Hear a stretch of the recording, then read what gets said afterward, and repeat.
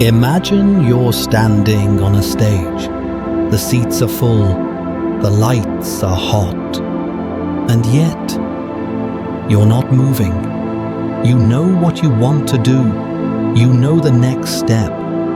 You've replayed it in your mind 1,000 times, but your body feels heavy. Your motivation has evaporated, and your goals sit quietly in the dark, waiting for you to finally act. Tonight, we're going to change that. Because the Stoics believed something radical, you do not need to feel motivated to live a powerful life. You need something stronger.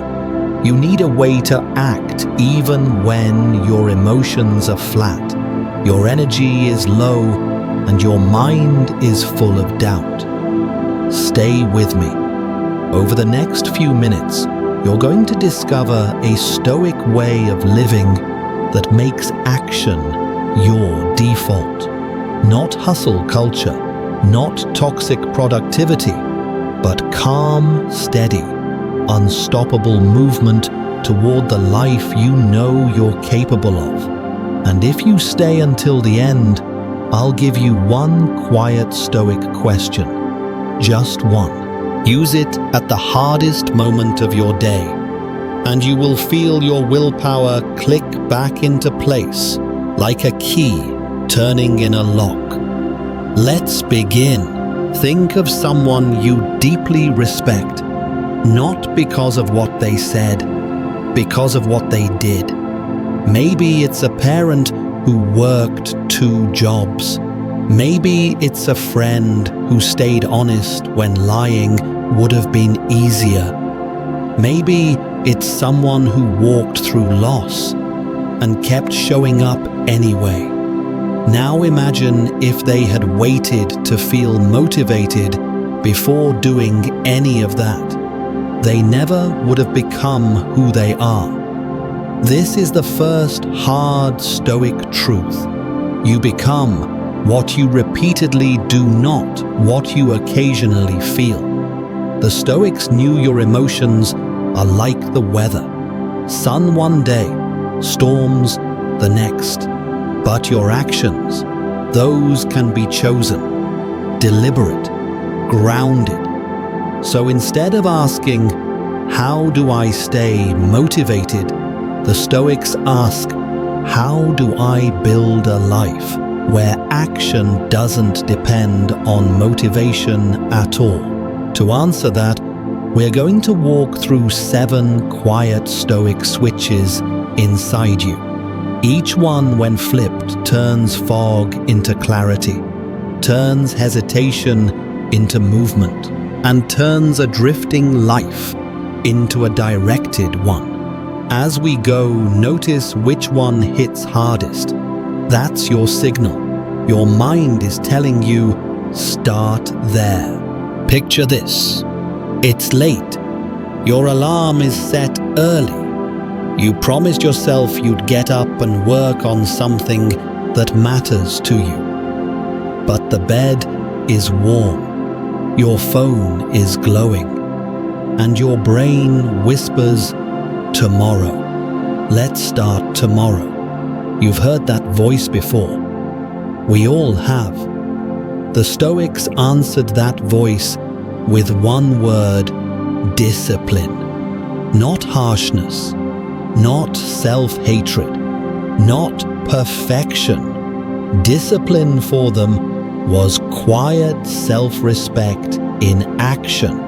It's what happens when you stop negotiating with your lower impulses and start honoring your higher standards. A disciplined person still feels the pull of comfort. They still feel the temptation to scroll, to delay, to stay in bed. But they've trained a different reflex, I hear you. And I'm still doing what I said I would do. Think of Marcus Aurelius. He was emperor of Rome. He could have lived in luxury, avoided effort, and excused himself from any discomfort. Instead, He wrote to himself like a strict but loving coach. He reminded himself, "Get up. You were not made to lie under warm blankets.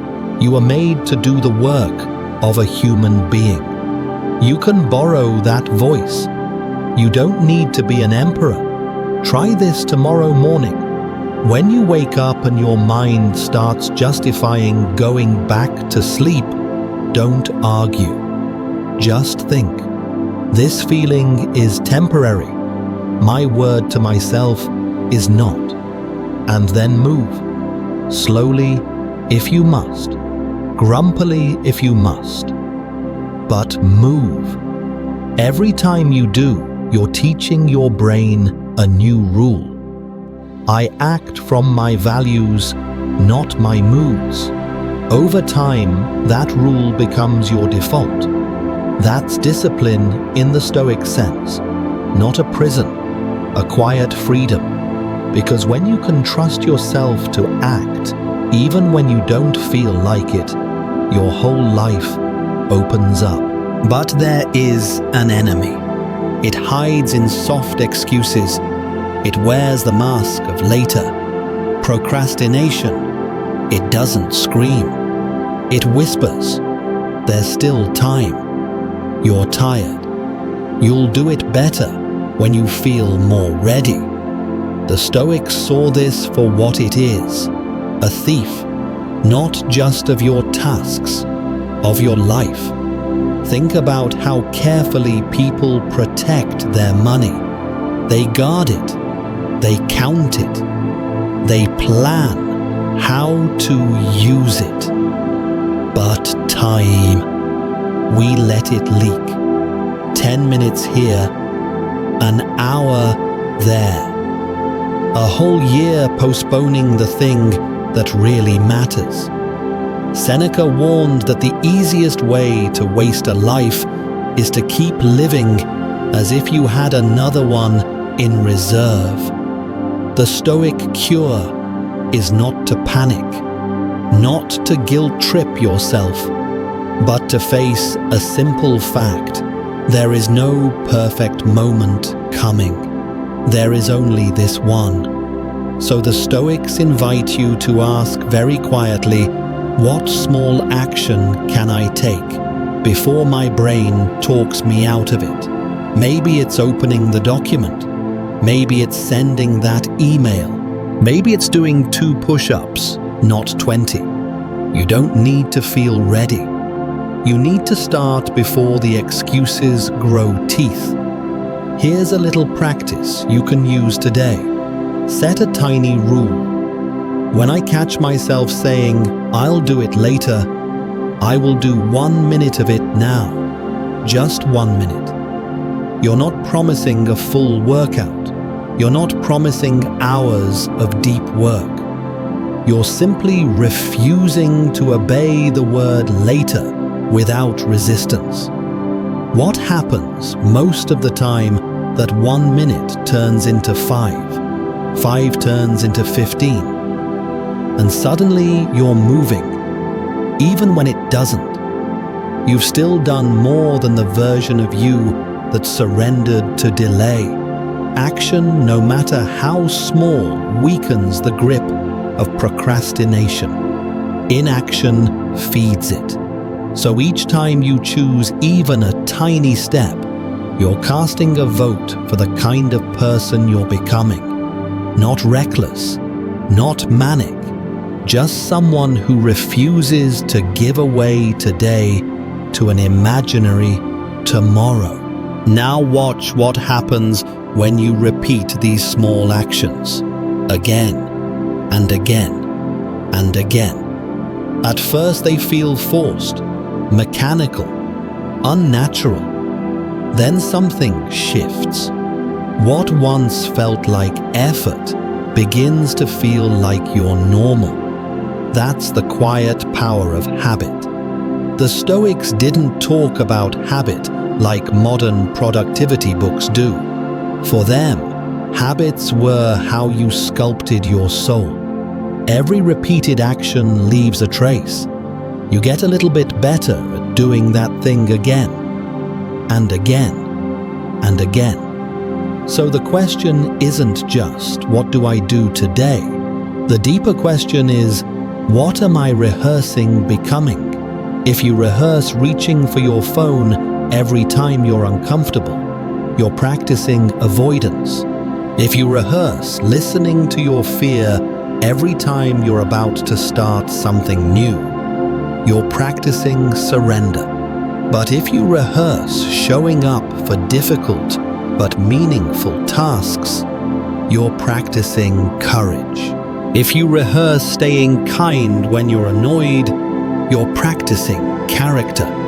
You don't need to transform your entire life in a week. You only need to choose a handful of small habits that align with who you want to be.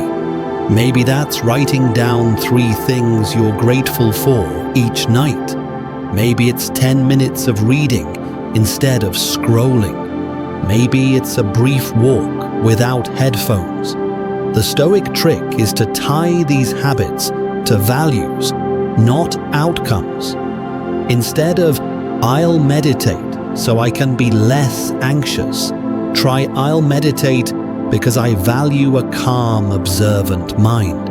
Instead of, I'll exercise to look better, try I'll exercise because I value strength and energy.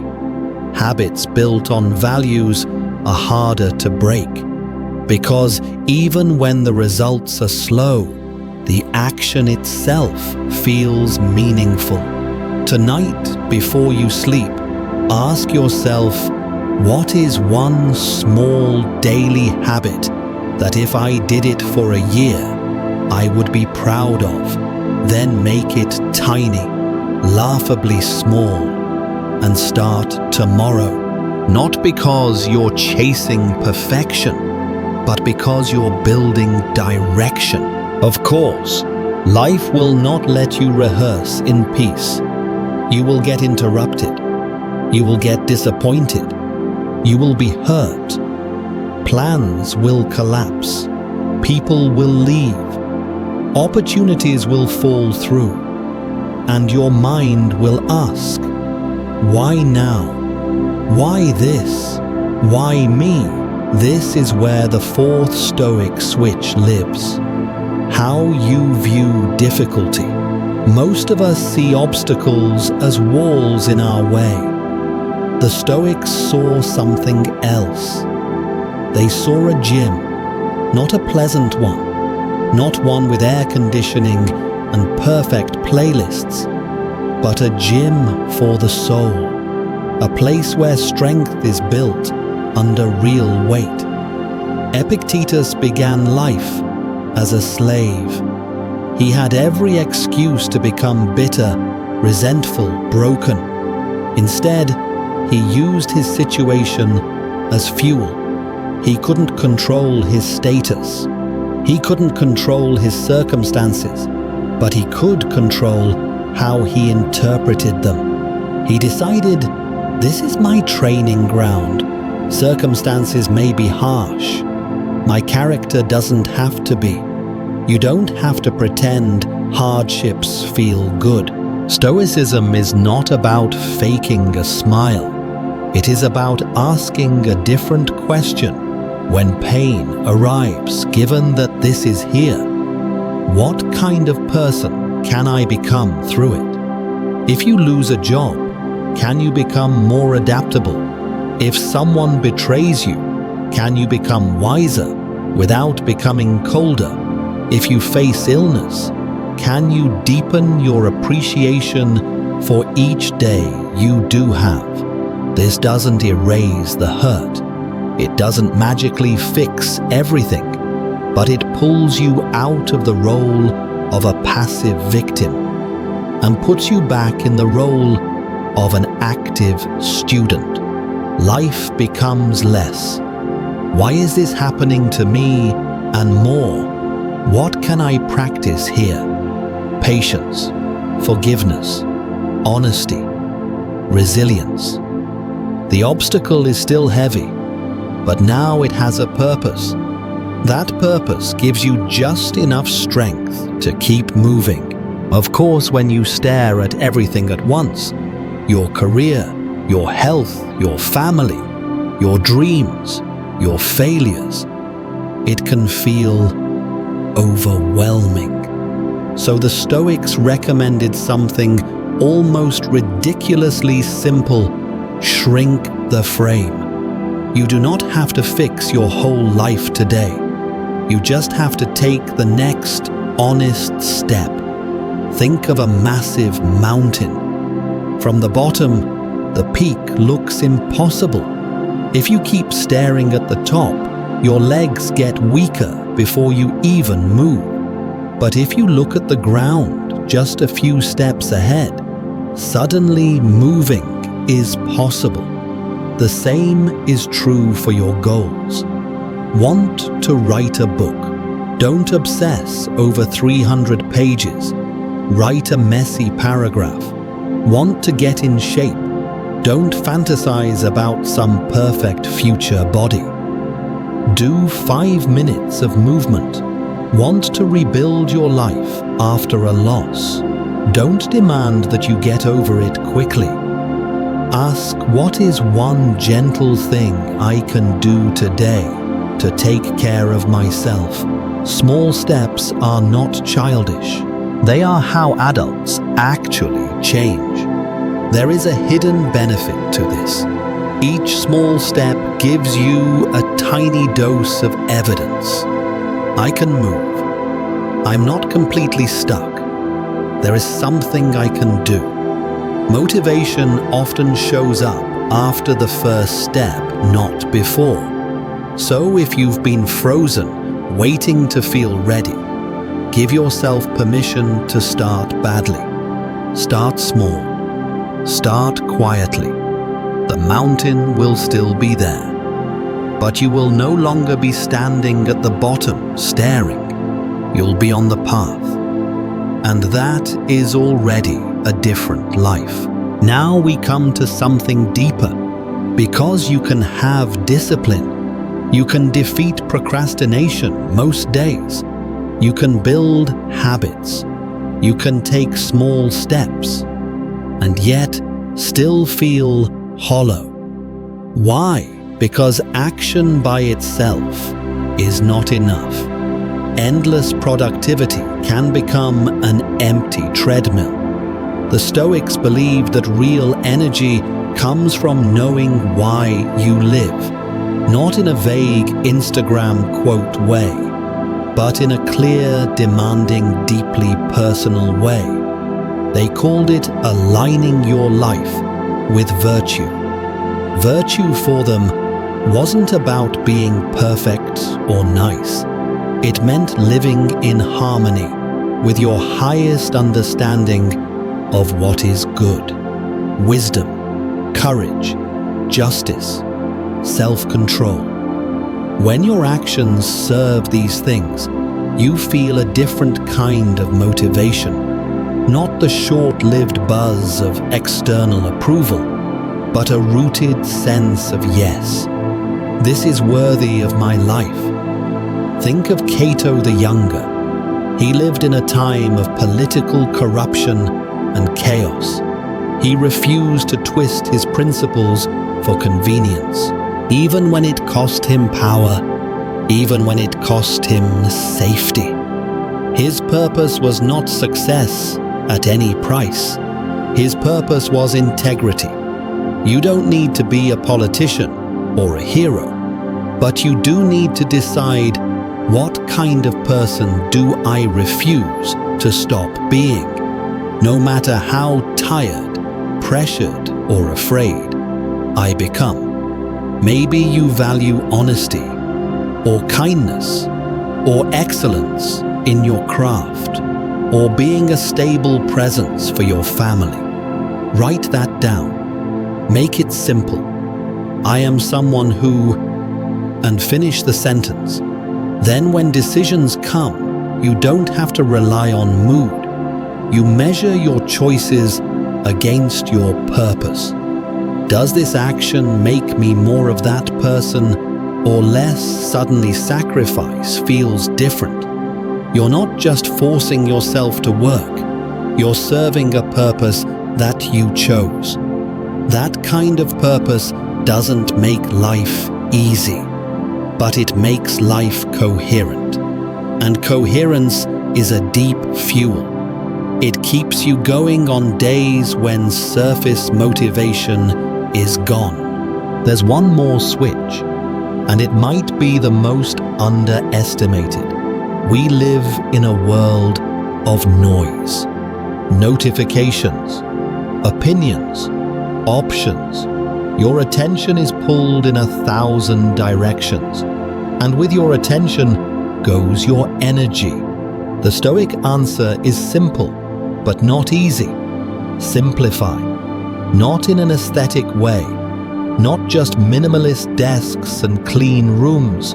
Simplify in your soul. Look at your life honestly. How many commitments do you say yes to that you don't truly care about? How many objects do you own that you never use but mentally drag around? How many digital distractions quietly absorb your best hours? Every unnecessary thing you carry steals a little bit of strength you could have used for what truly matters. The Stoics chose to live with less inner clutter, fewer fake obligations, fewer pointless arguments, fewer desires that swung their emotions all over the place. They weren't against pleasure, they just refused to become owned by it. You can start small here too. Clean one drawer, cancel one commitment that no longer aligns with your values. Turn off one group of notifications. Then notice how much more clearly you can think. When your environment is less chaotic, your mind doesn't have to fight so hard just to focus. When your calendar has space, you can actually respond to life with intention, not panic. And when your desires are simpler, you're less likely to abandon your path every time something shiny appears. Simplifying is not about being boring. It's about saying, these few things matter deeply to me, and I will pour myself into them fully. In that kind of life, action becomes easier, because you're no longer scattering yourself in 100 directions. You move like a river, not like a puddle. We've walked through 7 Stoic switches, choosing discipline over moods, refusing to worship later, building habits that shape your character, treating difficulties as training, not curses, taking small, honest steps instead of freezing, rooting your actions in purpose and virtue, simplifying your world so your energy can flow where it matters. None of these require perfect motivation. None of these demand that you feel inspired every day. They do ask something else, that you stop waiting for your feelings to lead and start teaching your feelings to follow. So here is the quiet Stoic question I promised you. The next time you're stuck staring at a task you don't want to do, pause, breathe, and ask if my future self were watching me right now. What small action would make them proud? Not impressed, not stunned, just quietly proud. Then do that.